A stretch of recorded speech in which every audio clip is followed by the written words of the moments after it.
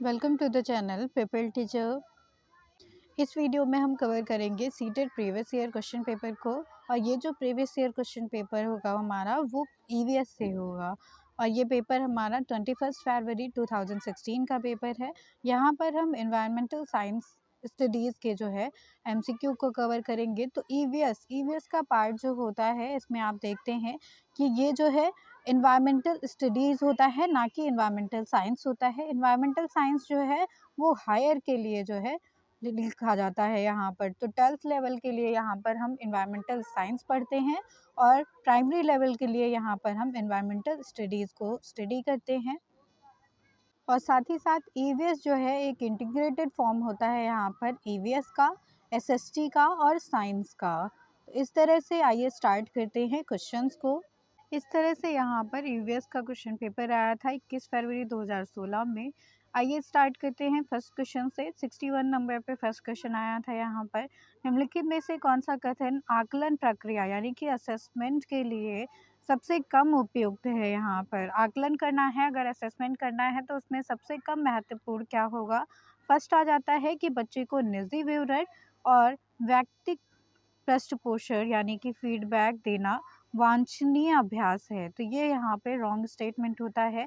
जब हम बच्चे को जो है फीडबैक देते हैं या निजी विवरण देते हैं उसके बारे में, तो उससे बच्चे को अपनी कमियां पता चलती हैं, अपनी स्ट्रेंथ का पता चलता है, जिसके अकॉर्डिंग वो जो है वर्क करता है। तो यहाँ पर ए ऑप्शन ही सबसे कम उपयुक्त होगा। बी ऑप्शन में बताया गया है कि सीखने के संकेतों तथा उपसंकेतों की सूची बनाई जाती है और रिपोर्टिंग के जो है अधिक विस्तृत किया जाता है। ये जो सूचकांक होता है, संकेत और उपसंकेतों के बीच में जो सूचियाँ बताई जाती हैं, इनको जो है हम और ज़्यादा ब्रॉड करते हैं। तो ये ऑप्शन यहाँ पे करेक्ट है। इसके बाद सी ऑप्शन आ जाता है ठीक, अच्छा और बहुत अच्छा जैसी टिप्पणियाँ बच्चों को सीखने के लिए एक समझ प्रदान करती हैं। ये भी करेक्ट हो जाता है कि बच्चे को जितना ज़्यादा हम रीइंफोर्समेंट देंगे, जितना पुनर्बलित करते हैं, उतना ही ज़्यादा बच्चे सीखने के लिए उत्सुक होते हैं। डी पॉइंट आ जाता है कि बच्चों के पोर्टफोलियो में केवल उनके सबसे बेहतर कार्य ना होकर सभी तरह के कार्य के को होना चाहिए। तो पोर्टफोलियो ऐसी प्रोफाइल होती है बच्चों की जिसमें हर तरह के कार्य को जो है मेंशन किया जाता है। तो सबसे कम उपयुक्त पूछा गया था जो कि ऑप्शन नंबर ए होता है यहाँ पर। नेक्स्ट क्वेश्चन पे चलते हैं। यहाँ पर नेक्स्ट क्वेश्चन यहाँ पे आ जाता है 62 नंबर पे, जिसमें पूछा जा रहा है कि दिए गए प्रश्न को ध्यान से पढ़िए। स्टेटमेंट दिया गया है, क्या क्या आपने अपने घर या स्कूल के आसपास जानवर देखे हैं जिनके छोटे बच्चे हैं।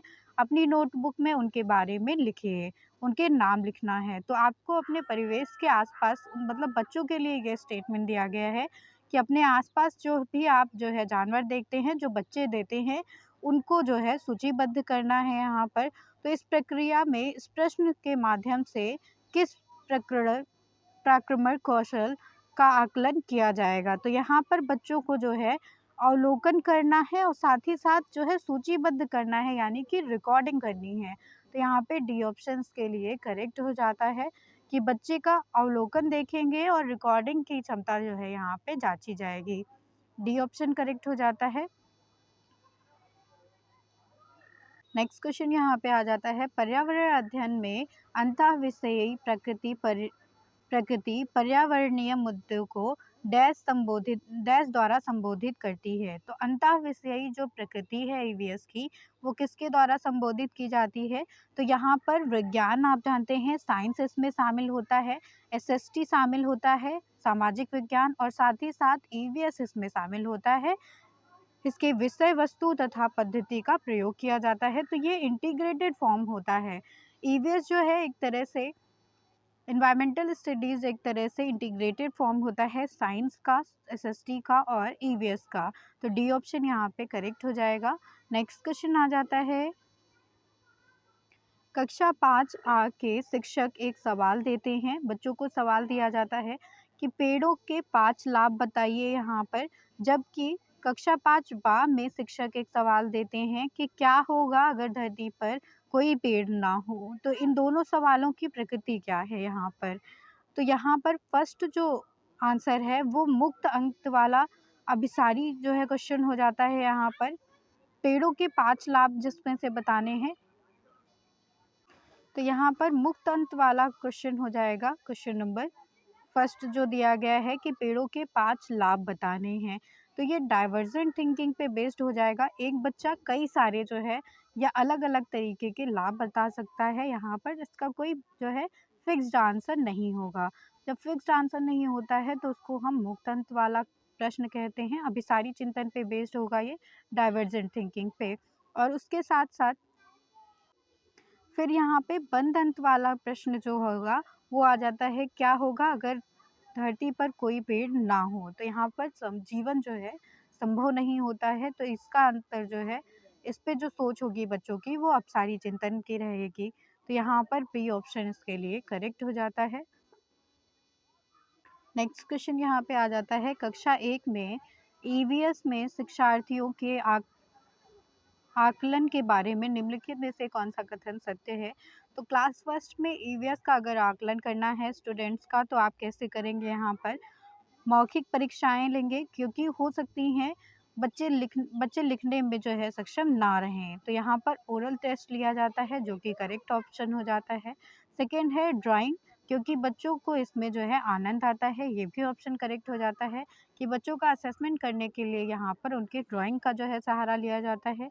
थर्ड ऑप्शन आ जाता है कि बच्चों का अवलोकन किया जाता है और रिकॉर्डिंग की जाती है। बच्चे को ऑब्जर्व करते हैं देन रिकॉर्डिंग करते हैं। और फोर्थ ऑप्शन आ जाता है यहाँ पर कि किसी को ना रोकें, नीति को ध्यान में रखते हुए आकलन की आवश्यकता नहीं होती है। तो ये ऑप्शन यहाँ पे इनकरेक्ट हो जाता है आकलन के लिए। करेक्ट ऑप्शन यहाँ पे फर्स्ट, सेकंड एंड थर्ड रहेंगे। तो ए ऑप्शन यहाँ पे करेक्ट हो जाता है बच्चों के आकलन के लिए। नेक्स्ट क्वेश्चन पे चलेंगे। नेक्स्ट क्वेश्चन यहाँ पे आ जाता है, क्लास 5th में शिक्षिका एक एल्यूमिनियम फॉइल लेती हैं और पानी में डाल देती हैं और दिखाती हैं कि वह ऊपर तैरती है। एल्यूमिनियम फॉइल को जब पानी में डाला जाता है तो वो ऊपर तैरने लगती है। फिर वह फॉइल को मोड़कर ज़ोर से दबाती हैं, यानी कि निचोड़ देती हैं और फिर से पानी में डालती हैं तथा शिक्षार्थियों को दिखाती हैं कि वह डूब जाता है। तो जब गीले एल्यूमिनियम फॉइल को निकालकर वो निचोड़ कर पानी में डालती हैं तो वो पूरी तरह से जो है पानी में डूब जाता है। वह बाद में वह शिक्षार्थियों को यह सोचने तथा कारण देखने के लिए कहती हैं कि ऐसा क्यों हुआ। तो अब जो है टीचर स्टूडेंट से कहती हैं कि ये जो डिफरेंस है कि पहले जब हमने जो है एल्यूमिनियम फॉइल को डाला तो वो तैरने लगती है, वो फिर जो है गीले जब एल्यूमिनियम फॉइल को हम निचोड़ कर डालते हैं तो वो डूब जाती है। इसके पीछे जो है कारण क्या रहा है, तो इस चीज़ को सोचने के लिए या इसके कारण को सोचने के लिए कहा जाता है। तो ये पाठ्यक्रम किस कौशल को जो है विकसित करता है? तो ये जो है ऑब्जर्वेशन को जो है विकसित करता है, अवलोकन करने के लिए जो है बच्चों को विकसित करता है। तो यहाँ पर सी ऑप्शन जो है करेक्ट हो जाता है, अवलोकन। क्योंकि बच्चे यहाँ पर पहले देखते हैं कि जब एल्यूमिनियम फॉइल को फर्स्टली जो है डाला जाता है यहाँ पर पानी में, तो वो जो है तैरता रहता है पानी की सतह पर। फिर जब हम दूसरी बार डालते हैं तो वो पानी की सतह के अंदर आ जाता है। तो वो जब अंदर आ जाता है, इसका रीज़न क्या है? तो इसका रीज़न हो जाता है, यहाँ पे हमें ऑब्ज़र्व करना पड़ेगा इस चीज़ को। इसलिए सी ऑप्शन यहाँ पे करेक्ट है। नेक्स्ट क्वेश्चन आ जाता है, पर्यावरण अध्ययन के पेडागॉजी के संदर्भ में सिवाय डैश के निम्नलिखित में से सभी वांछनीय अभ्यास हैं। तो किसको जो है छोड़कर सब स्वीकार किए जाते हैं यहाँ पर? तो एक को छोड़कर सबको जो है सुटेबल माना जाएगा ईवीएस पेडागॉजी के लिए। फर्स्ट ऑप्शन आ जाता है कि आलोचनात्मक चिंतन, यानी कि क्रिटिकल थिंकिंग की ओर समस्या समाधान के लिए क्षमता संवर्धन करना। तो ये करेक्ट हो जाता है। जब हम समस्या समाधान करते हैं तो वहाँ पर क्रिटिकल थिंकिंग की हेल्प लेते हैं। बच्चे की असीमता यानी कि व्यक्तित्व का पोषण करना, ये भी करेक्ट हो जाता है। सी ऑप्शन है यहाँ पे कि वास्तविक अवलोकन के बजाय यहाँ पर टेक्स्ट बुक का ज्ञान जो है ज़्यादा सर्वश्रेष्ठ माना जाता है। तो ये ऑप्शन यहाँ पे इनकरेक्ट हो जाएगा। और वांछनीय जो है डैश के सिवाय सभी वांछनीय हैं, तो यहाँ पर सी को छोड़कर सब यहाँ पे सुटेबल आंसर्स हैं। तो सी ऑप्शन इसमें से कम सही है जो हमसे पूछा जा रहा था। डी ऑप्शन बताया गया है कि पाठ्य पुस्तकों तथा संदर्भों की बहुलता को बढ़ावा देना चाहिए, जो कि करेक्ट हो जाता है। नेक्स्ट क्वेश्चन यहाँ पे आ जाता है, महेश क्लास 4th में का शिक्षक है और वे जो है वृक्ष संरक्षण यानी कि ट्री कंजर्वेशन की अवधारणा पर शिक्षार्थियों को संवेदनशील बनाने की योजना बनाते हैं। निम्नलिखित में से कौन सी एक गतिविधि इस उद्देश्य को सर्वाधिक उपयुक्त करती है? यानी कि वन संरक्षण के लिए कौन सी एक्टिविटीज़ में से बेस्ट रहेगी? वाद विवाद करना, डिबेट कराना बच्चों में, या फिर जो है एक पौधे को अपनाएं और उसका पोषण करने के लिए प्रत्येक शिक्षार्थी को अभिप्रेरित किया जाए। तो हर एक स्टूडेंट को मोटिवेट किया जाए कि वो एक जो है पौधे को अपनाएं और उसका जो है पालन पोषण करें। तो वन संरक्षण के लिए ये एक्टिविटी सबसे बेस्ट रहेगी। बी ऑप्शन यहाँ पे करेक्ट हो जाता है। नेक्स्ट क्वेश्चन यहाँ पे आ जाता है, ईवीएस में बच्चे शिल्पकला और चित्रकला के समूहों में सीखना विशेष रूप से पसंद करते हैं क्योंकि यह सहपाठी अधिगम को बढ़ावा देता है, जो कि करेक्ट हो जाता है। जब बच्चे शिल्पकला और चित्रकला में सीखते हैं तो वो ग्रुप एक्टिविटी को करते हैं, पेयर लर्निंग को करते हैं। ये ऑप्शन करेक्ट हो जाता है यहाँ पर। फिर यहाँ पे बोला गया है कि सामाजिक अधिगम को बढ़ावा देता है, ये भी बात करेक्ट हो जाती है क्योंकि ये ग्रुप एक्टिविटी होती है। सी ऑप्शन हो जाता है यहाँ पे कि क्रिएटिविटी को जो है बढ़ावा दिया जाता है यहाँ पर, जिससे बच्चे जो है मोटिवेटेड रहते हैं। ये भी ऑप्शन करेक्ट हो जाता है। अनुशासन को इससे जो है बढ़ावा नहीं दिया जाता है। तो यहाँ पर first, second and third C option यहाँ पे करेक्ट हो जाता है उसके लिए। नेक्स्ट क्वेश्चन आ जाता है, प्रयोग करना, यानी कि कोई अगर प्रैक्टिकल किया जा रहा है तो ये असेसमेंट का एक संकेत होता है। निम्नलिखित में से कौन सा एक प्रयोग करने के संबंध में संकेतक का आकलन करने में सबसे उपयुक्त तरीका माना जाएगा? तो हैंड्स ऑन एक्टिविटी जो होती हैं वो सबसे सुटेबल रहती हैं प्रयोग का आकलन करने के लिए। डी ऑप्शन इसमें करेक्ट हो जाता है, hands on activity. Next question यहाँ पे आ जाता है, प्राथमिक कक्षाओं में शिक्षार्थियों के पास अनेक प्रकरणों में अनेक वैकल्पिक अवधारणाएं होती हैं, जैसे कि सजीव और निर्जीव, जल चक्र, पौधे आदि। इन वैकल्पिक अवधारणाओं के स्रोत हो सकते हैं। स्रोत इनमें से क्या क्या होते हैं? परिवार एवं समुदाय, पाठ्य पुस्तकें एवं अन्य पुस्तकें, शिक्षक, कहानियाँ एवं कविताएं। तो इनमें जो स्रोत होंगे वो ये चारों ही हो जाते हैं, परिवार और समुदाय, पाठ्य पुस्तकें एवं अन्य पुस्तकें, शिक्षक और कहानियाँ एवं कविताएं। तो यहाँ पे बी ऑप्शन के लिए करेक्ट हो जाएगा। नेक्स्ट क्वेश्चन यहाँ पे आ जाता है कि कांच के जार या बोतलों को उसमें अचार रखने से पहले धूप में सुखाया जाता है अच्छी तरह से। ऐसा इसलिए किया जाता है क्योंकि इसमें जो नमी होती है वो पूर्णतः जो है हट जाए, यानी कि जो जार है वो पूर्णतः सूख जाए, इसलिए इसको किया जाता है। तो नमी को हटाने के लिए उसे धूप में सुखाया जाता है। सी ऑप्शन करेक्ट है यहाँ पर। नेक्स्ट क्वेश्चन आ जाता है कि रेनू की दीदी उसे एक सूखा कुआं दिखाते हुए बताती है कि हाँ, तो उसकी दीदी ये बताती हैं कि 15 से 20 साल पहले कुएं में पानी होता था, लेकिन आज के जो कुएं हैं वो पूर्णतः सूख चुके हैं। तो इसके पीछे का क्या कारण है? कुएं के सूख जाने का यहाँ पे कारण हो जाता है कि पेड़, कुएं और उसके आसपास के स्थान की जो मिट्टी होती है उसको हम सीमेंट से ढक देते हैं, जिसके कारण जो है अंदर जो है पानी नहीं जाता है मिट्टी में, ये कारण हो जाता है। दूसरा कारण है यहाँ पर कि आसपास के इलाके में बहुत सारे बोरिंग पंप हो जाते हैं यहाँ पर। ये दोनों ही ऑप्शन यहाँ पे करेक्ट हो जाते हैं। तो यहाँ पर ए ऑप्शन में से करेक्ट है। और हर व्यक्ति नल होने के कारण कोई भी कुएं का प्रयोग नहीं कर रहा है, ये ऑप्शन में से इनकरेक्ट है। तो जो हम सीमेंट का जो है उपयोग कर देते हैं पेड़ों के आसपास, कुएं के आसपास, जिससे जो है जल धरती में नहीं जाता है, तो ये एक रीज़न हो जाता है कुएं के पानी को सोखने का। और दूसरा रीज़न है बोरिंग पंप का होना, मोटर हर घर में होती है। तो यहाँ पर ए ऑप्शन में करेक्ट है। नेक्स्ट क्वेश्चन आ जाता है यहाँ पर, बगुला भैंस पर बैठता है क्योंकि। बगुला भैंस पर क्यों बैठता है? तो ये एक जो है सहजीवी का उदाहरण होता है यहाँ पर। बगुला भैंस पर इसलिए वो बैठता है क्योंकि यहाँ पर सहजीवी संबंध होता है। तो जब वो भैंस पर बैठता है तो इन दोनों को ही जो है फ़ायदा होता है, जिसको जो है सहजीवी संबंध कहते हैं। तो बगुला जो है जब भैंस की पीठ पर बैठता है तो वहाँ पर जो कीड़े मकोड़े होते हैं उसको खाकर अपना भोजन करता है वो। और भैंस पर जो बैठता है तो उसके पंजों से, बगुले के पंजों से जो है भेड़ की पीठ पर जो है खुजली होती है, उसकी सफाई हो जाती है। इस तरह से ये सहजीवी संबंध होता है जिसमें बगुला और भैंस दोनों को ही फायदा होता है। ये ऑप्शन इसमें करेक्ट हो जाता है। नेक्स्ट क्वेश्चन यहाँ पे आ जाता है, निम्नलिखित में से जड़ का कौन सा कार्य पौधे के लिए नहीं है? कौन सा कार्य नहीं है यहाँ पर? तो भोजन भंडारण संचित करना, ह्यूम्स उपलब्ध कराना, पौधे को सहारा देना, जल एवं खनिजों का अवशोषण करना। इनमें से जो है ह्यूम्स उपलब्ध कराना जड़ का कार्य नहीं होता है, जबकि भोजन का संरक्षण करना, भंडारण करना, पौधे को सहारा देना, जल एवं खनिज का अवशोषण करना, ये सारे जड़ के कार्य होते हैं। बी ऑप्शन में से करेक्ट हो जाता है। ह्यूम्स यहाँ पर मिट्टी के द्वारा उपलब्ध कराया जाता है पौधों में। नेक्स्ट क्वेश्चन आ जाता है यहाँ पे कड़म मलेश्वरी से। तो कड़म मलेश्वरी के बारे में आप जानते होंगे, ये आंध्रा की थी और शादी करने के बाद ये जो है हरियाणा की हो चुकी हैं।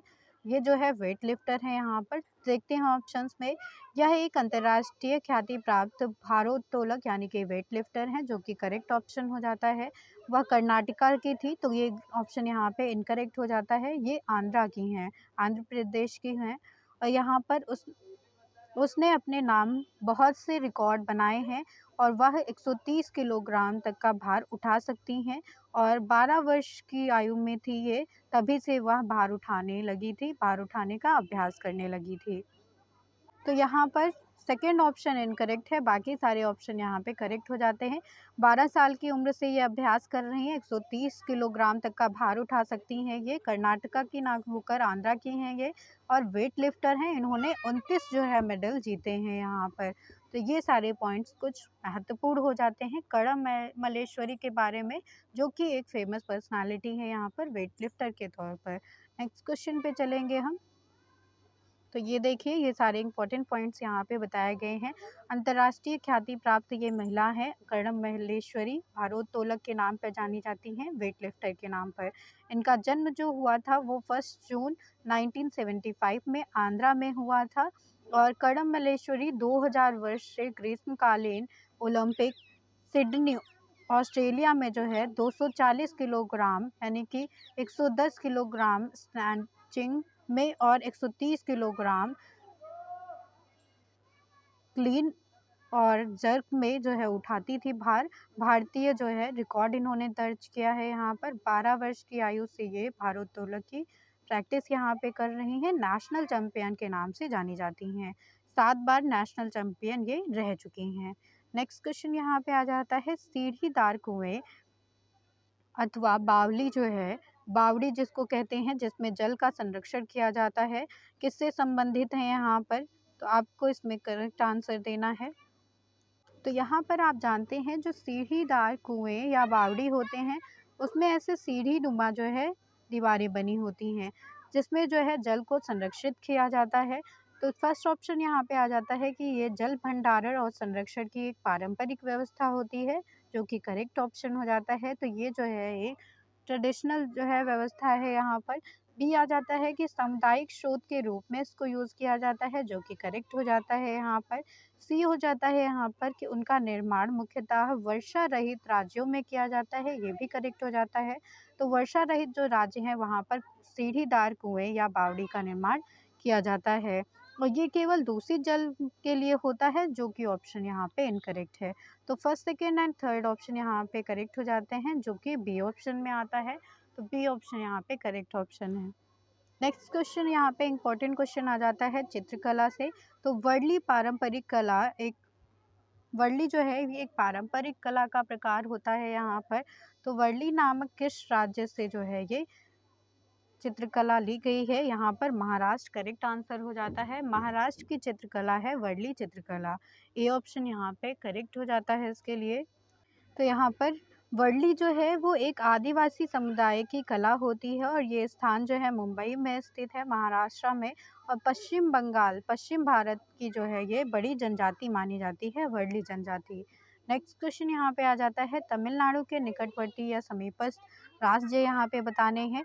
तो केरला, कर्नाटका और आंध्र प्रदेश। करेक्ट आंसर यहाँ पे हो जाएगा ए ऑप्शन। तो ये देखिए, ये इंडियन मैप है। यहाँ पर आप देखिए कि तमिलनाडु के जो समीपस्थ राज्य होते हैं, समीपवर्ती राज्य हो जाते हैं, वो यहाँ पर केरला हो जाता है, कर्नाटका हो जाता है और आंध्रा हो जाता है। ये 3 राज्य जो है समीपवर्ती राज्य होते हैं इसके। नेक्स्ट क्वेश्चन यहाँ पे आ जाता है, निम्नलिखित में से किसकी सुनने की शक्ति इतनी तीव्र होती है, इतनी तेज होती है कि वह वायु से पत्तों के हिलने की ध्वनि तथा घास पर किसी जानवर के चलने की ध्वनि में अंतर कर सकता है। तो वायु की ध्वनि में, वायु से जब पत्ते हिलते हैं इसकी ध्वनि में, और जब घास पर कोई जानवर चलता है इसकी ध्वनि में वो अंतर कर सकता है, डिफरेंशिएट कर सकता है। तो ये जो है बाघ की जो है तीक्ष्ण क्षमता होती है यहाँ पर। ए ऑप्शन करेक्ट हो जाता है इसमें से। नेक्स्ट क्वेश्चन यहाँ पे आ जाता है, जब कोई व्यक्ति ट्रेन द्वारा अहमदाबाद से केरला आता है तो यहाँ पर पश्चिमी जो है भाग की बात की जा रही है। अहमदाबाद यानी कि गुजरात से केरल आना है। तो जब वह अनेक सुरंगों को पार करता है तो ये सुरंगें पर्वतों में हैं। कौन से पर्वतों में हैं? तो पश्चिमी घाट के पर्वतों में ये सुरंगें पाई जाती हैं। सी ऑप्शन यहाँ पे करेक्ट हो जाता है। तो यहाँ पर आप देखिए, विंध्याचल पर्वत जो है वो मध्य प्रदेश में स्थित है। अरावली पर्वत श्रेणी जो है वो राजस्थान में आती है। पूर्वी घाट जो है वो आंध्र प्रदेश में आ जाता है और तमिलनाडु के समुद्र तट पर आता है। उसके बाद पश्चिमी घाट जो आता है यहाँ पर, वो आ जाता है यहाँ पे महाराष्ट्र की स्थिति में। तो यहाँ पे अहमदाबाद से लेकर जब केरला की यात्रा की जाती है तो ये पश्चिमी घाट की सुरंगों से होकर ट्रेन जाती है। नेक्स्ट मोस्ट इम्पॉर्टेंट क्वेश्चन यहाँ पे आ जाता है, पृथ्वी गोल है, ये आप सबको पता है। वास्तव में पृथ्वी जो है वो ऊपर नीचे कुछ नहीं होता है। पृथ्वी में जो है ऊपर नीचे कुछ नहीं होता है, केवल सापेक्ष होता है। हम भारत के लोग देश के सापेक्ष के लोगों में उल्टे होते हैं, उल्टे हो सकते हैं। तो किस देश के लोगों के सापेक्ष में हम उल्टे होते हैं? तो अर्जेंटीना, अर्जेंटीना यहाँ पर करेक्ट आंसर हो जाता है, डी ऑप्शन। ग्लोब की अगर हम स्थिति देखें यहाँ पर, तो भारत जो है, भारत की स्थिति और अर्जेंटीना की स्थिति जो है वो अपोजिट साइड में होती है, इसलिए जो है भारत के लोग अर्जेंटीना के लोगों के सापेक्ष में उल्टे होते हैं। तो यहाँ पे डी ऑप्शन करेक्ट हो जाता है इसके लिए। नेक्स्ट और इम्पॉर्टेंट क्वेश्चन यहाँ पे आ जाता है कि मच्छरों में प्रजनन की रोकथाम के लिए ठहरे हुए पानी में तेल डालने की सलाह दी जाती है। ऐसा इसीलिए किया जाता है क्योंकि तेल डालने से जो पानी है उसमें जो है ऑक्सीजन की आपूर्ति कट जाती है और वहाँ पे मच्छरों के प्रजनन करने की क्षमता जो है थम जाती है। ए ऑप्शन इसमें करेक्ट हो जाता है। इसी वजह से जो है ठहरे हुए पानी में हमें तेल डालने की सलाह दी जाती है। ए ऑप्शन करेक्ट है। नेक्स्ट क्वेश्चन पे चलेंगे यहाँ पर हम, निम्नलिखित में से कौन सा कीट मधुमक्खियाँ की भांति बस्ती में एक साथ नहीं रहता है? कॉलोनी यानी कि बस्ती में एक साथ नहीं रहता है। तो यहाँ पर मकड़ी, मकड़ी जो है वो बस्ती या कॉलोनी में एक साथ नहीं रहता है। तो डी ऑप्शन इसमें से करेक्ट हो जाएगा। तो मकड़ी और मधुमक्खियाँ जो होती हैं, स्पाइडर और बीज जो होती हैं, वो कॉलोनी में यानी कि बस्ती में एक साथ नहीं रहती हैं, जबकि ततैया यानी कि बर्र जो होती है, चींटी और दीमक, ये सारे समूह में रहते हैं। नेक्स्ट क्वेश्चन पे चलेंगे यहाँ पर, ग्रामीण क्षेत्र के मकानों के ढांचे वहाँ की जलवायु यानी कि मौसम की स्थिति से संबंधित होते हैं। एक गांव के मकानों के लक्षण नीचे दिए गए हैं। लक्षण यहाँ पे बताए गए हैं कि मकान मजबूत बांस के खंभों पर बनाए जाते हैं। अंदर से भी ये मकान जो है लकड़ी के बने हुए होते हैं और मकान जो है ज़मीन से लगभग 3 मीटर से लेकर 3.5 मीटर तक की ऊंचाई में बने होते हैं और मकानों की जो छतें होती हैं वो ढालू होती हैं। तो ये लक्षण पढ़कर आप बता सकते हैं कि ये जो घर हैं वो किसी जो है वर्षा वाले क्षेत्र के हैं, और वर्षा वाला क्षेत्र यहाँ पे असम हो जाता है। तो भारी वर्षा किस गांव में होती है? असम वाले क्षेत्र में ये जो है आंसर हो जाएगा। तो असम के घरों की यहाँ पे विशेषताएं दी गई हैं कि बांस के खंभों पर जो है घर बनाए जाते हैं। 3 मीटर से 3.5 मीटर की ऊंचाई पर बनते हैं ये घर। अंदर से यहाँ पे लकड़ी के बने हुए होते हैं और ढालू छतें होती हैं। ए ऑप्शन इसमें करेक्ट हो जाएगा, असम। उसके बाद कुडुक कहाँ के लोगों की भाषा है? कुडुक आप जानते हैं झारखंड के लोगों की भाषा हो जाती है। डी ऑप्शन में से करेक्ट हो जाता है। कुडुक जो है वो ओराव जनजाति की जो है भाषा होती है। ये जनजाति मुख्यतः झारखंड, छत्तीसगढ़ और उड़ीसा के राज्यों में निवास करती है। नेक्स्ट क्वेश्चन यहाँ पे एनसीएफ से आता है, तो राष्ट्रीय पाठ्यचर्या की रूपरेखा एनसीएफ 2005 के अनुसार निम्नलिखित में से कौन सी एक पर्यावरण अध्ययन की थीम होती है? यहाँ पर विषय वस्तु है। तो आप जानते हैं 6 थीम्स हैं मेन यहाँ पर, जिसमें से भोजन यहाँ पे ईवीएस की थीम में आ जाता है। ए ऑप्शन इसमें से करेक्ट हो जाता है। तो यहाँ पर 6 थीम्स होती हैं मेनली ईवीएस के लिए, जिसमें फर्स्ट थीम हो जाती है फैमिली एंड फ्रेंड्स की, जिसको एफ से डिनोट करेंगे। फूड सेकंड थीम है, यहाँ पर एफ से डिनोट करेंगे। वाटर यहाँ पे थर्ड थीम आ जाती है, जिसको डब्ल्यू से डिनोट करते हैं। तो यहाँ पर थीम्स का जो शॉर्ट फॉर्म होता है वो FFWSTT होता है। फैमिली एंड फ्रेंड्स फर्स्ट है, फूड सेकंड है, वाटर थर्ड आ जाती है, शेल्टर फोर्थ आ जाती है, ट्रैवल फिफ्थ आ जाती है, things we make and do 6 theme यहाँ पे हो जाती हैं ये कंप्लीट। इस तरह से नेक्स्ट क्वेश्चन पे आएंगे। पर्यावरण अध्ययन यानी कि ईवीएस के लिए थीम जो बताई गई हैं आधारित उपागम को अपनाने के समर्थन में निम्नलिखित में से कौन सा तर्क सबसे अधिक सशक्त है। यहाँ पर कौन सा जो है तर्क इसमें से सबसे ज़्यादा स्ट्रॉन्ग है। तो फर्स्ट ऑप्शन यहाँ पे बताया गया है कि यह पाठ्य योजनाओं का एक ढांचा प्रदान करता है और शिक्षण को अधिक प्रभावी बनाता है। नेक्स्ट ऑप्शन आ जाता है कि यह शिक्षण को अधिक रोचक तथा गतिविधि आधारित बनाता है। देन थर्ड ऑप्शन आ जाता है कि यह अवधारणाओं, मुद्दों और कौशलों को बृहत्तम स्तर तक जो है सम्मिलित करता है। डी ऑप्शन यहाँ पे आ जाता है कि यह विषय सीमाओं को नरम या सौम्य बनाने तथा संपूर्णता के ज्ञान को प्राप्त करने में मदद करता है। तो ये थीम्स जो है वो विषय की सीमाओं को निर्धारित करती हैं और संपूर्णता को जो है संपूर्ण ज्ञान को जो है वो प्राप्त करने में मदद करती हैं। डी ऑप्शन यहाँ पे करेक्ट हो जाता है ईवीएस की थीम्स को लेकर। नेक्स्ट क्वेश्चन यहाँ पे आ जाता है प्राथमिक कक्षाओं में ईवीएस को सिखाने या सीखने में कहानियों का एक महत्वपूर्ण रोल होता है, महत्वपूर्ण पहलू होता है यहाँ पर। और पर्यावरण अध्ययन की कक्ष में कहानी सुनाने के लिए निम्नलिखित में से कौन सा सबसे कम उपयुक्त कारण होगा। फर्स्ट हो जाता है यहाँ पर कि कहानियों में व्यक्तियों को के अनुभव को शामिल होते हैं। तो कहानियों में व्यक्तियों के अनुभव को शामिल किया जाता है, जो कि करेक्ट हो जाता है। कहानियाँ अनेक विषय क्षेत्रों को छूती हैं, ये भी करेक्ट हो जाता है। सी ऑप्शन आ जाता है कि कहानियाँ कक्षा प्रबंधन में सहायता करती हैं, जो कि यहाँ पे कम उपयुक्त हो जाता है। तो ये सी ऑप्शन इसमें से करेक्ट है। और कहानियों के द्वारा ईवीएस से जो है हम रियल लाइफ को जोड़ते हैं यहाँ पर, जो कि करेक्ट ऑप्शन हो जाता है डी ऑप्शन। तो इसमें से जो है कम उपयुक्त पूछा गया है, जो कि सी ऑप्शन यहाँ पे हो जाता है।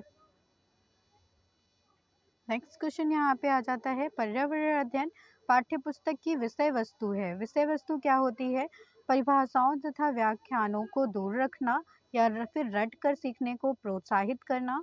तो यहाँ पर ईवीएस की पाठ्य पुस्तक की विषय वस्तु में क्या होना चाहिए, जिसमें परिभाषाओं तथा व्याख्यानों को दूर रखना चाहिए, जो कि करेक्ट हो जाता है। और रट कर सीखने को हतोत्साहित करना चाहिए, ये भी करेक्ट हो जाता है। देन बताया जा रहा है कि बच्चे को प्रश्न करने तथा खोजने का मौका देना चाहिए, ये भी करेक्ट हो जाता है। और केवल लिखित जानकारी देनी चाहिए, जो कि रॉन्ग स्टेटमेंट है यहाँ पर।